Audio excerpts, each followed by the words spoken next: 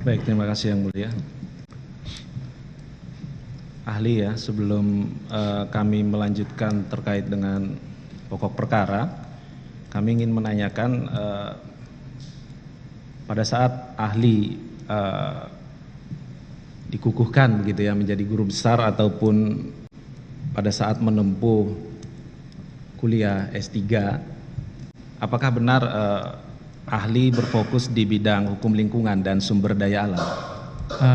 Betul Yang Mulia, jadi S1, S2 saya hukum pidana, S3 saya memang disertasi saya mengenai hukum lingkungan dan sumber daya alam, namun saya juga menulis beberapa buku Bapak yang berkaitan dengan soal-soal pidana.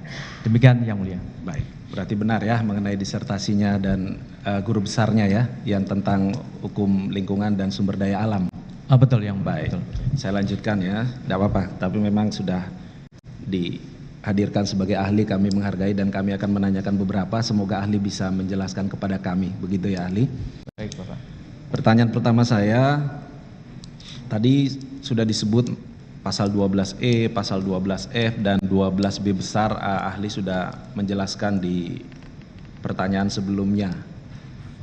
Yang ingin saya tanyakan, tentu di teori hukum kami tidak akan minta penjelasan seperti di kuliah, kita langsung menjelaskan secara teknis saja. Kalau menurut ahli, pasal 12E itu termasuk dalam delik formil atau delik material? Dalam pasal 12E itu kualifikasi deliknya adalah formil Pak. Formil, bisa dijelaskan apa yang maksudnya delik formil di 12E itu? Mohon izin, ketika perbuatan delik formil itu fultoid ketika perbuatan itu sudah dilakukan, memenuhi kualifikasi norma yang ada dalam pasal tersebut. Baik, titik beratnya pada perbuatan begitu ya? Betul. Titik perbuatan 12E yang ahli jelaskan tadi, perbuatan memaksa, seperti itu ya? 12E. 12E itu ada dua hal Bapak, ya. Pertama adalah pegawai negeri atau penyelenggara negara yang dengan maksud menguntungkan diri sendiri atau orang lain secara melawan hukum, satu, ya. Kemudian atau menyalahgunakan kekuasaannya memaksa seseorang memberikan satu dan seterusnya. Ya, yang Bapak tanya apa Pak? Yang saya tanyakan perbuatan yang dilarang di 12E secara tadi kan ahli menyebut formil, itu perbuatan mana?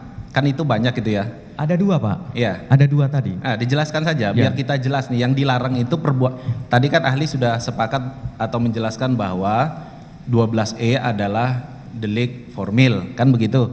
Yang kita semua saya rasa tahu delik formil adalah yang dilarang perbuatannya, kan begitu? Bukan akibatnya, seperti delik material. Yang kami tanyakan di 12E itu perbuatan mana sih yang dilarang gitu? Mohon izin, tadi sebenarnya dari tadi sudah saya jelaskan. Izin Yang Mulia, ini ngajak berdebat JPU-nya. Sudah dijawab tadi Yang Mulia. Sebentar. Ya, tadi kan pertanyaan oleh penuntut umum kan sudah dengar sendiri ya. Sudah. Baik. Tadi memang sepintas saya sudah mendengar, saudara sudah menjawab, tapi untuk lebih jelasnya, baik Bapak saudara tambahkan lagi. Baik Yang Mulia. Jadi sebagaimana yang tadi saya sampaikan, ada dua perbuatan yang dikualifikasi di dalam 12E ini. Nah, tadi saya sampaikan di awal bahwa ini menggunakan kata atau, artinya alternatif bisa salah satu, yaitu yang pertama adalah yang menguntungkan dengan maksud menguntungkan diri sendiri orang lain, ya, secara melawan hukum, satu. Yang kedua adalah penyalahgunaan menyalahgunakan kekuasaannya, memaksa seseorang dan seterusnya itu satu frase. Jadi itu satu frase, artinya itu satu perbuatan yang rangkaian di dalam perbuatan yang kedua, yaitu yang menyalahgunakan kekuasaannya itu. Demikian Pak, bisa jelas ya Pak? Unsur itu unsur. Silakan Pak, pertanyaan lain. Baik Yang Mulia. Kalau untuk 12F, karena kami perlu menanyakan karena memang dakwaan kami bentuk alternatif kepada ahli ya. Kalau 12F, delik formil atau delik material menurut ahli bisa dijelaskan? Mohon izin, tadi sudah saya jawab Yang Mulia. Enggak. Belum Yang Mulia, apakah termasuk delik formil atau material? Ahli belum menjelaskan itu Yang Mulia. Iya, 12E, kemudian 12E. Karena perbuatannya itu sudah dilakukan, maka itu fultoid, berarti itu masuk dalam kualifikasi delik formil. Ya. Kalau jawab seperti itu kami menjadi paham, begitu ahli. Kalau sudah ditanya saya tidak akan nanyakan lagi kok. Baik, baik. Tadi ahli menjelaskan unsur-unsurnya, perbuatannya. Yang saya tanyakan termasuk kualifikasi delik formil atau material. Itu kan kita baca di undang-undang tidak disebut adanya di teori hukum kan begitu. Makanya kami perlu menanyakan kepada ahli begitu. Baik Bapak, ya.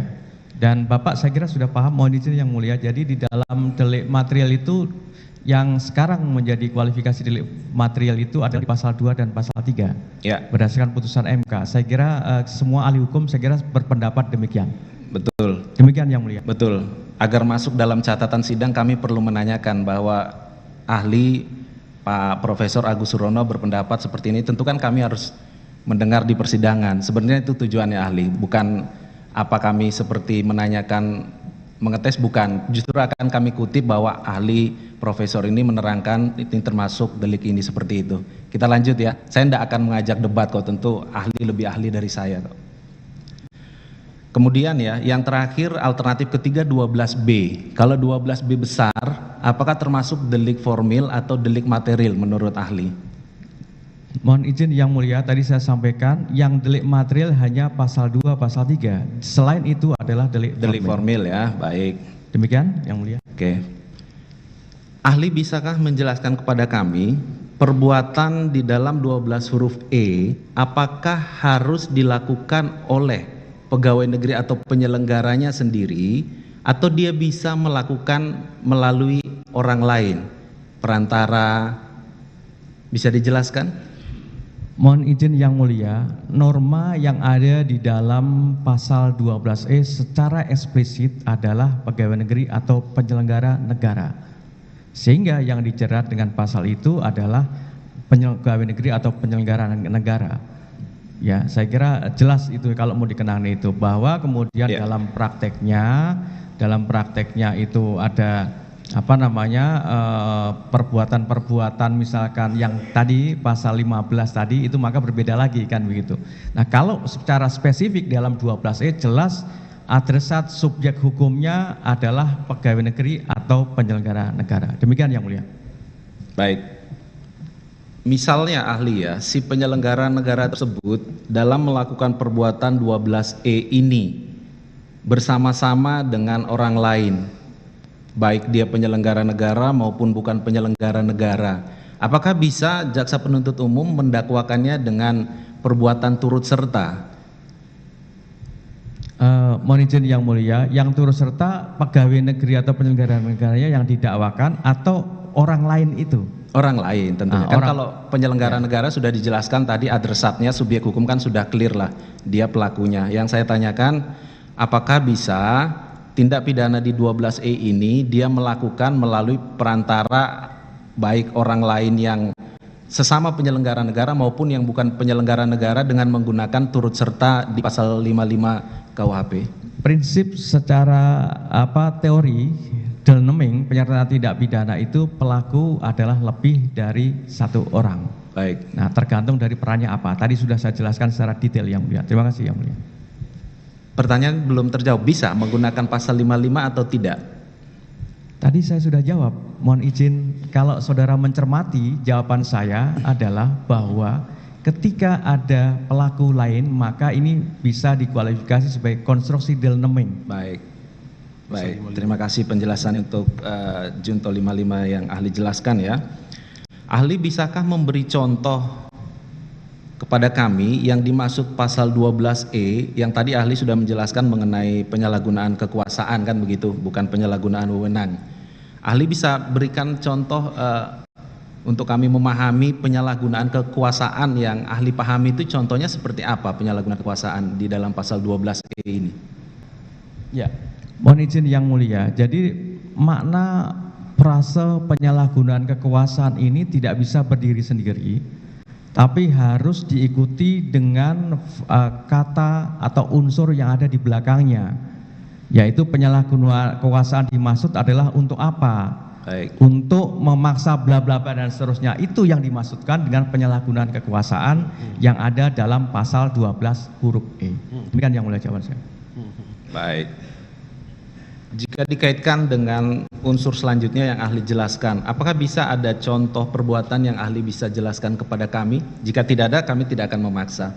Contoh perbuatan penyalahgunaan kekuasaan untuk keuntungan diri sendirinya, memaksa itu seperti apa sih? Bisa tidak? Kalau tidak bisa, kami akan mengganti pertanyaannya. Ya, saya tidak memberikan contoh, tapi saya memberikan memberikan pemanaan terhadap norma yang ada di dalam pasal-pasal tadi. Demikian Baik. yang mulia. Saya lanjutkan ya.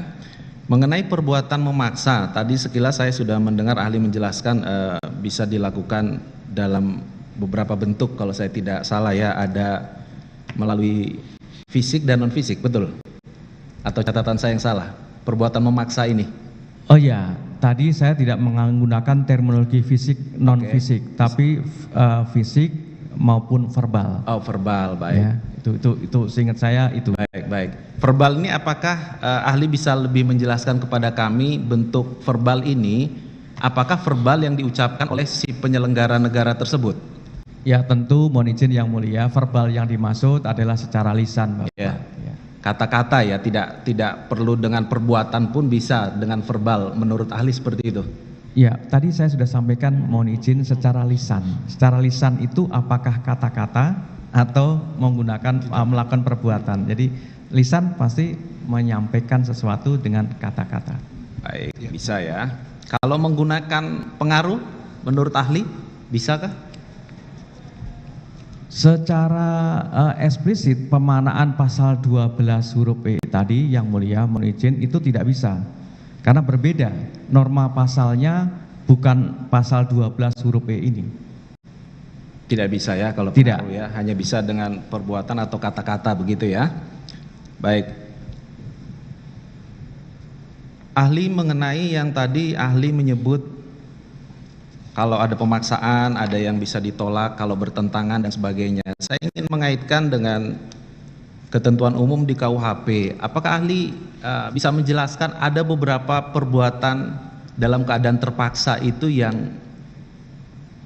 bisa dihapus sifat pidananya?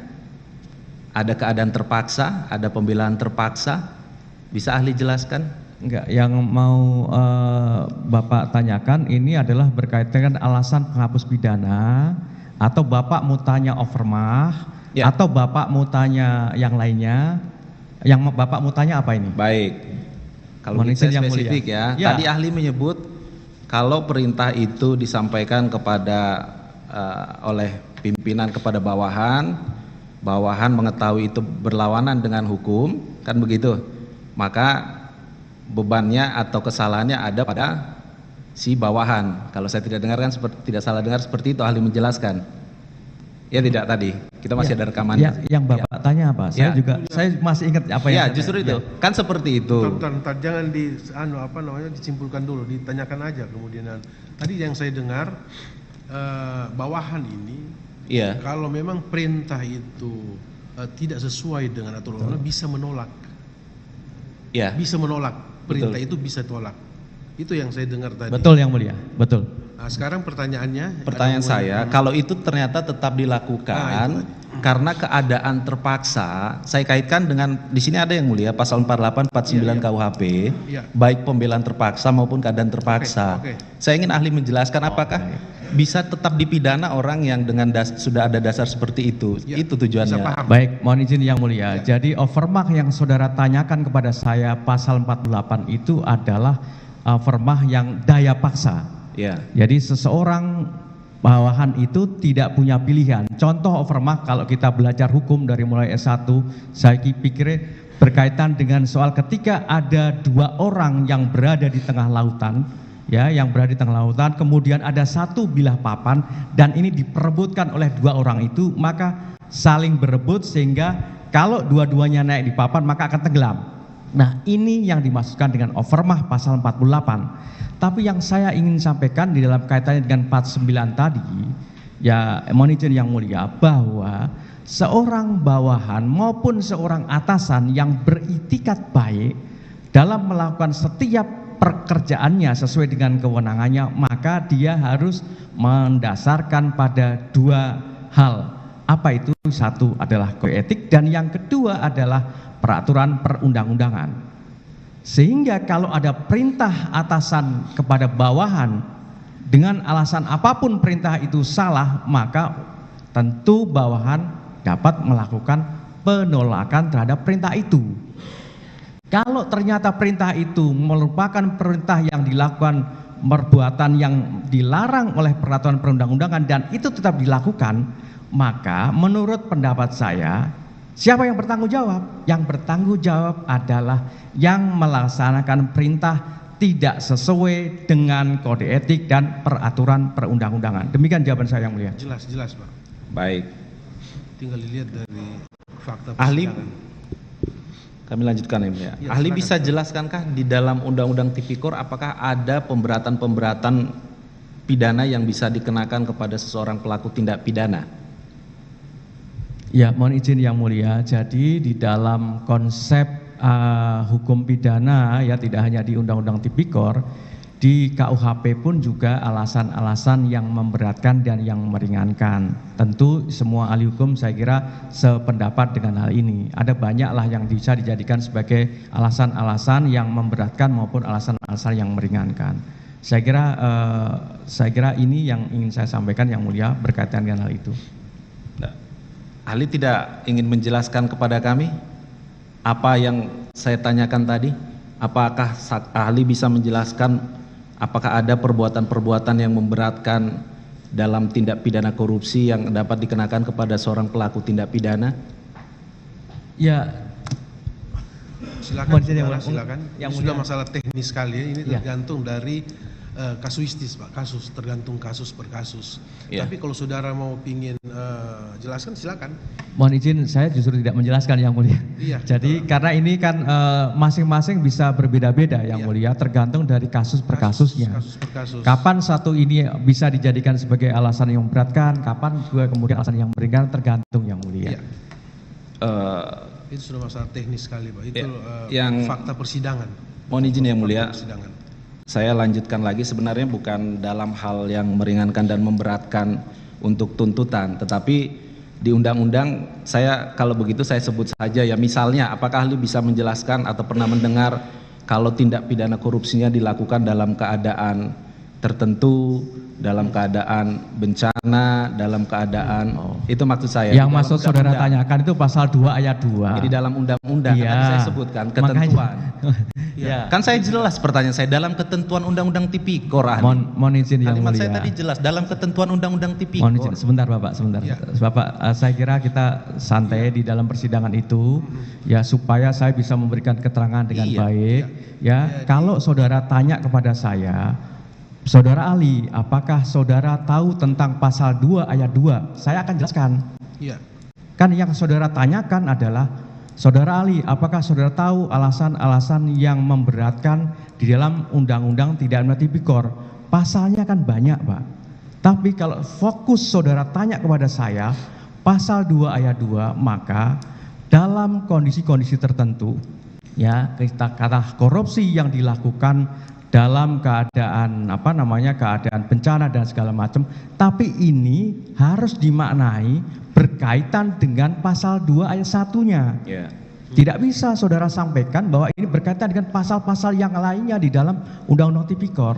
Spesifik jelas di dalam pasal 2 ayat 2. Mengapa pembentuk undang-undang menggunakan terminologi pasal 2 ayat 2 itu dimaksudkan adalah berkaitan erat dengan pasal 2 ayat 1 berdasarkan penafsiran secara sistematikal. Demikian yang mulia jawaban saya. Kami mengerti, paham. Baik. Silakan. Ahli juga tadi di awal menyebut juga memiliki keahlian dalam hukum acara pidana juga ya. Jadi kami akan menanyakan secara hukum acara pembuktian, seandainya seorang terdakwa yang diduga melakukan tindak pidana korupsi dalam seluruh pasal, saya tidak spesifik dalam pasal 2, 12 dan sebagainya. Kemudian ada uang-uang yang diduga dinikmatinya maupun oleh keluarga maupun orang-orang terdekatnya. Kemudian di dalam persidangan ada pengembalian baik yang sudah dikembalikan maupun yang masih berencana dikembalikan. Kemudian si terdakwa bersurat secara resmi ingin menyatakan mengembalikan. Dari sisi hukum acara, menurut ahli apakah fakta seperti itu dapat menjadi pertimbangan bahwa memang si terdakwa itu sudah mengakui perbuatannya? Bisa ahli jelaskan kepada kami? Mohon izin yang mulia, hal yang berbeda. Hal yang berbeda. Iya, pertanyaan baru ini. Ya, mohon maaf, yang tadi saudara sampaikan hal yang berbeda. Yang berbeda maksud saya memanainya, apa yang tadi saudara tanyakan kepada saya itu hal yang berbeda. Berkaitan dengan pembuktian unsur-unsur delik di dalam pasal yang didakwakan oleh jaksa, maka semua unsur-unsur itu tanpa kecuali secara kumulatif harus dapat dibuktikan. Siapa yang membuktikan? Yang mempunyai kewajiban untuk membuktikan adalah jaksa penuntut umum. Apa yang harus dibuktikan yaitu apakah unsur delik yang didakwakan itu ada alat buktinya minimal 2 alat bukti sebagaimana 184 ayat 1 KUH. Demikian yang mulia jawaban saya. Ya. Apakah dapat dijadikan semacam petunjuk hal pengembalian uang yang sudah dinikmati itu, selain tentu sudah ada 2 alat bukti, kami rasa itu sudah sangat clear ya, di kuliah pun kita sudah tahu, ditambah keyakinan hakim. Yang ingin saya tanyakan kepada ahli agar bisa menjadi bahan pertimbangan dalam baik kami jaksa penuntut umum, penasihat hukum maupun yang mulia. Ada fakta yang terungkap seperti itu. Ini kan seandainya, misalnya saya tanyakan kepada ahli, apakah itu bisa menjadi semacam petunjuk bahwa memang terdakwa itu mengakui bahwa memang perbuatan yang didakwakan itu keberatan yang mulia. Sebentar. Menyimpulkan ini JP. Jangan menikmati, mengakui segala macam. Jangan dipotong dulu. Kita lihat dulu apa pertanyaan ini kan pengantar tadi ya. Iya. Apakah tadi kan sudah. Coba diteruskan terus nanti saya nilai apa yang saudara tanyakan. Coba. Baik.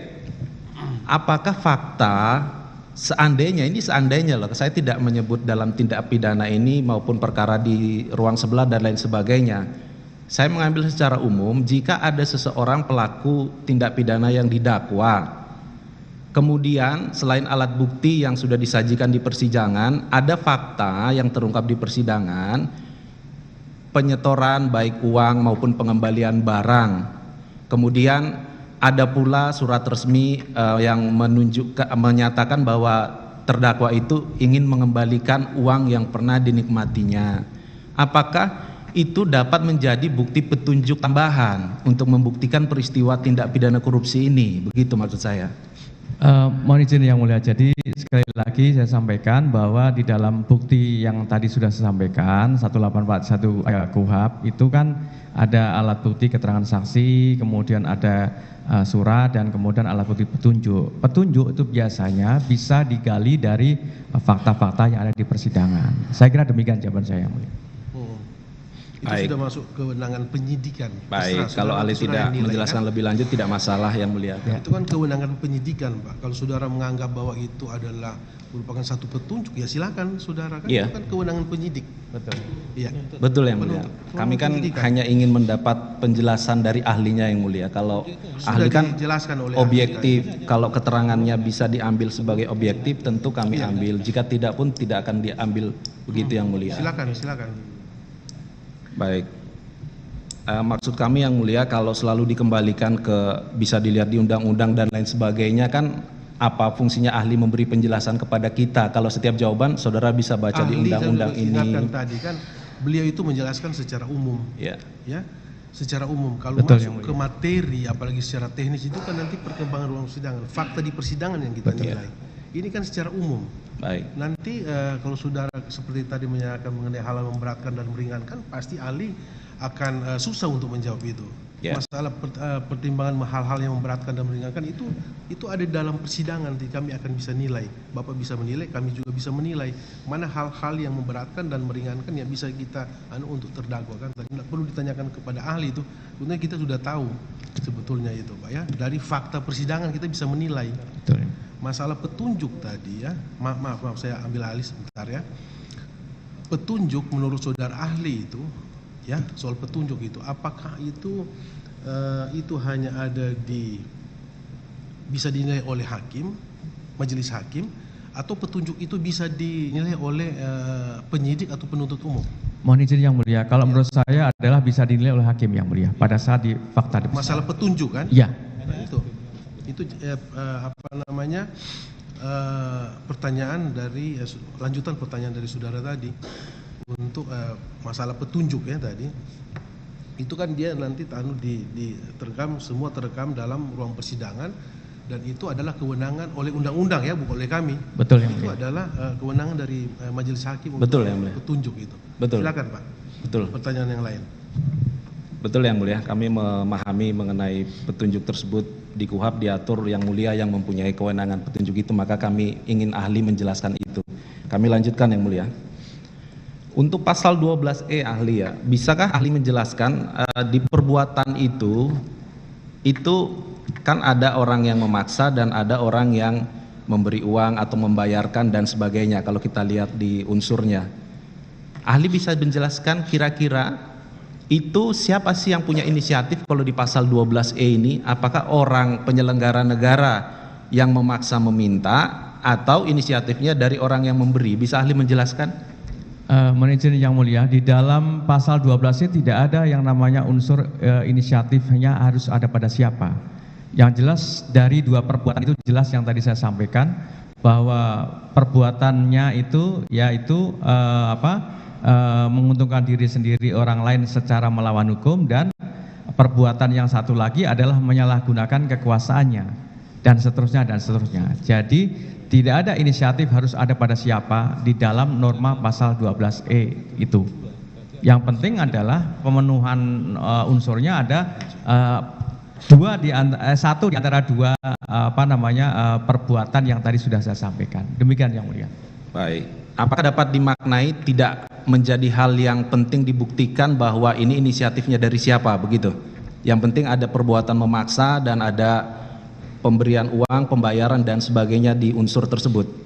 Mohon izin Yang Mulia, ya tentu ini berkaitan dengan masalah pembuktian. Yang paling prinsip secara teoritis kan saya selalu menyampaikan, setiap unsur-unsur yang didakwakan harus dapat dibuktikan.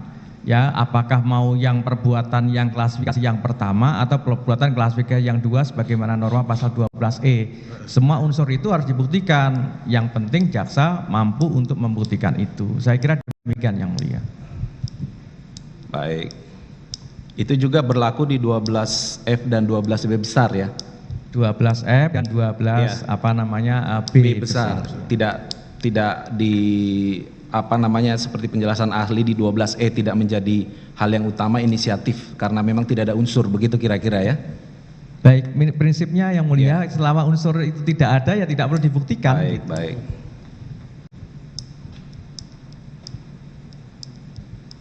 Saya rasa dari saya cukup. Ada tambahan? Masih ada tambahan mungkin dari penuntut umum yang lain? Rekan saudara, silakan Pak. Baik, terima kasih Yang Mulia. Izin melanjutkan ya. Baik ya, ini untuk ahli ya. Ini kita mau minta pendapatnya saudara ahli terkait dengan perkara ini. Ahli bisa berikan penjelasan atau pendapat kepada kita biar kita tahu. Ini tadi kan ahli sudah menyebutkan kualifikasi atau jenis tindak pidana korupsi ya. Salah satunya tadi yang sebutkan 12E, 12B, ini sifatnya pemerasan ya. Tapi dalam unsur kan tidak ada itu pemerasan. Yang kualifikasi pasal 12E, F, dan G itu termasuk kualifikasi apa, ahli? Mohon izin Yang Mulia, tadi sudah saya sampaikan ini gratifikasi. Enggak, itu 12B. Saksi bisa jelaskan kepada kita jenis-jenis tindak pidana dalam Undang-Undang 23. Siap. Ya. Ahli. Ya. Pertanyaannya apa? Ya, ahli tadi kan sudah jelaskan itu kualifikasi jenis-jenis tindak pidana dalam Undang-Undang Tindak Pidana Korupsi. Tadi sudah disebutkan ada kerugian negara, ada suap menyuap, ada gratifikasi, dan ada yang kita sampaikan ini kan terkait pasal 12E yang F yang kecil sama yang G ya, itu terkait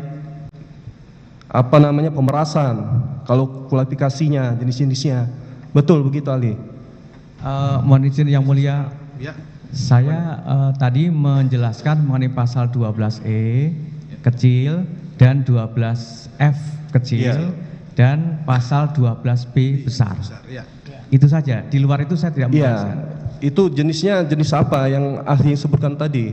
Kalau dalam tindak pidana korupsi, ahli bisa jelaskan pendapatnya? Mohon izin yang mulia, tadi saya sudah menjawab.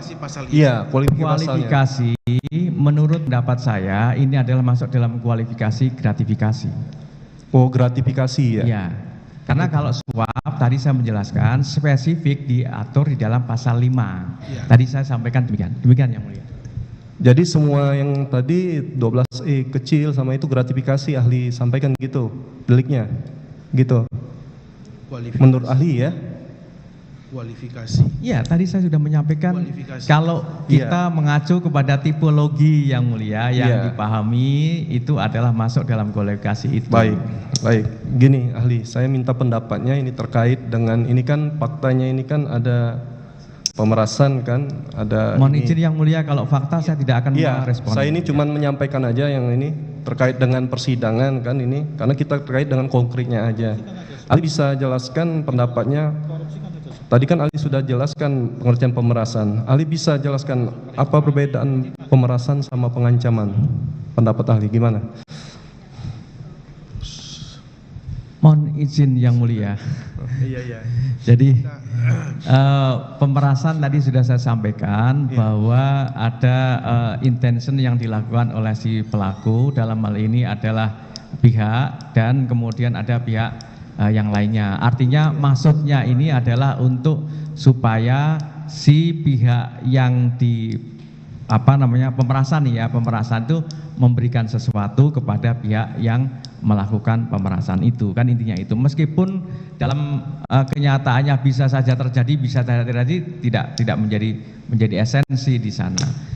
Nah, berbeda dengan kalau pengancaman tadi. Pengancaman itu itu adalah salah satu bentuk dari hal yang bisa dilakukan, mengancam seseorang bisa saja secara tadi yang saya sampaikan secara fisik maupun bisa juga secara verbal, supaya orang ini terancam jiwanya, terancam psikisnya karena ada perbuatan yang dilakukan oleh orang lain. Demikian yang mulia.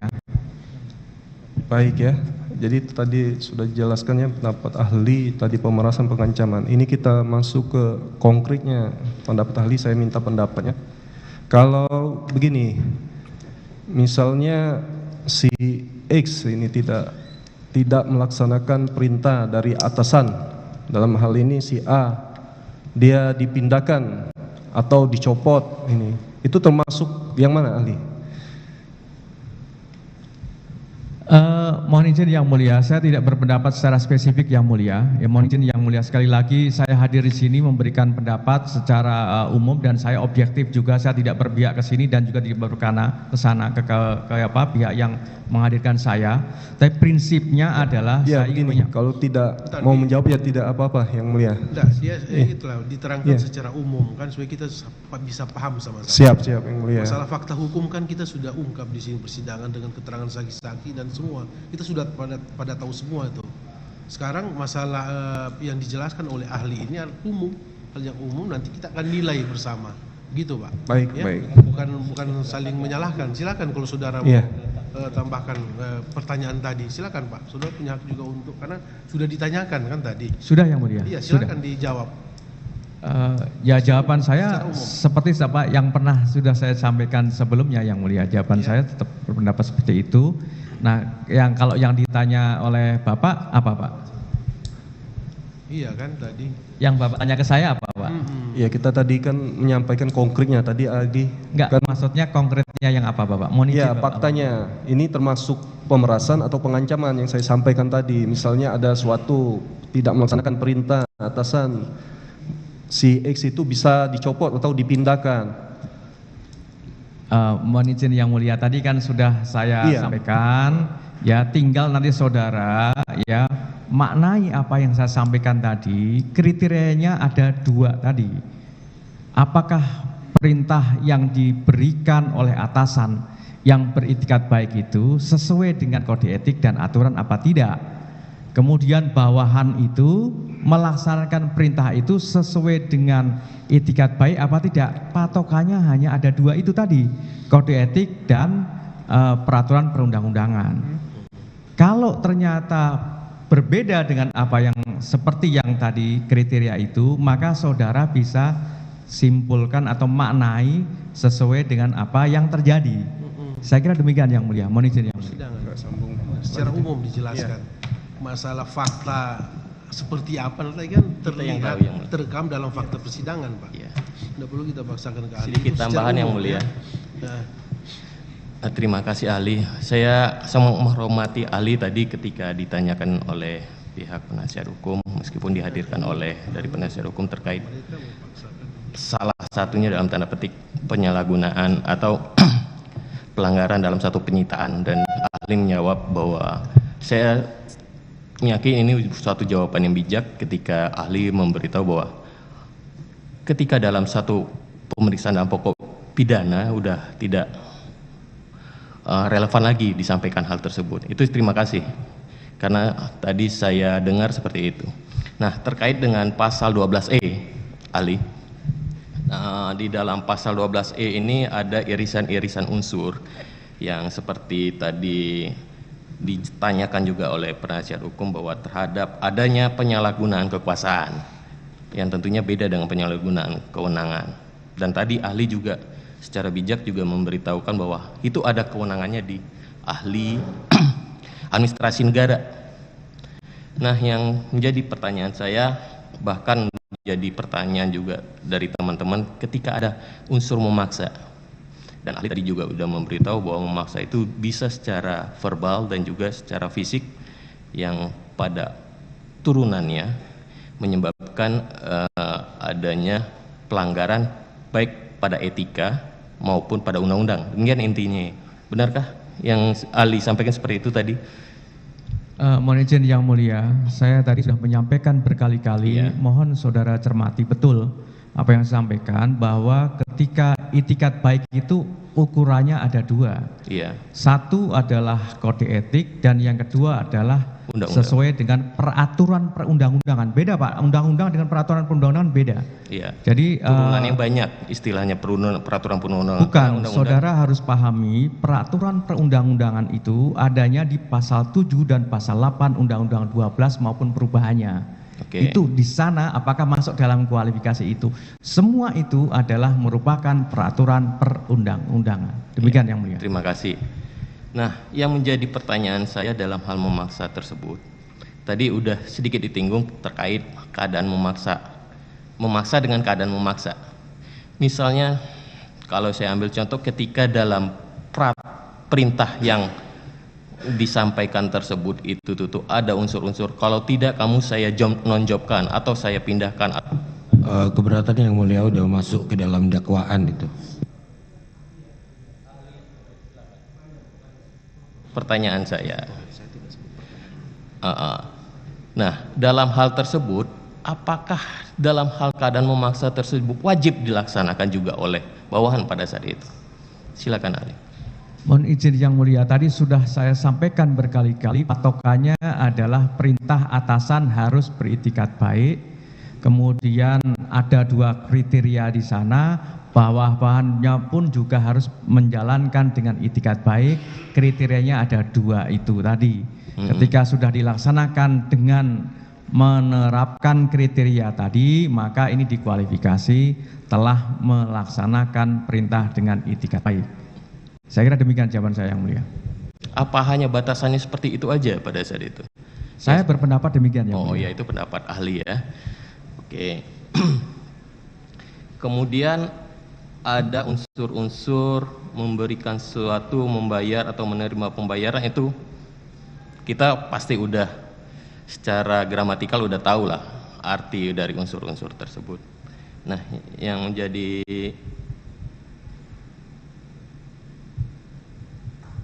pertanyaan saya kepada ahli, apakah dalam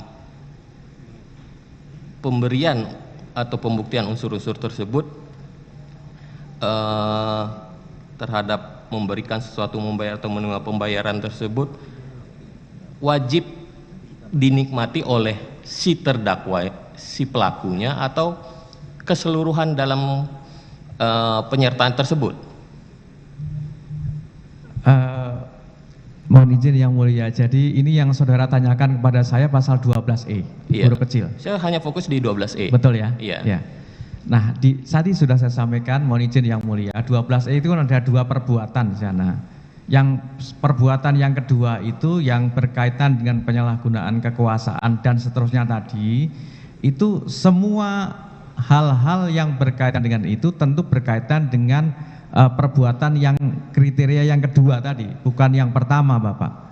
Jadi selama unsur-unsur yang ada di dalam pasal 12 huruf E yang perbuatan yang kedua itu dipenuhi atau terpenuhi unsur-unsurnya, maka ini bisa dikualifikasi sebagai perbuatan yang dimaksud pasal 12 huruf E kecil tadi.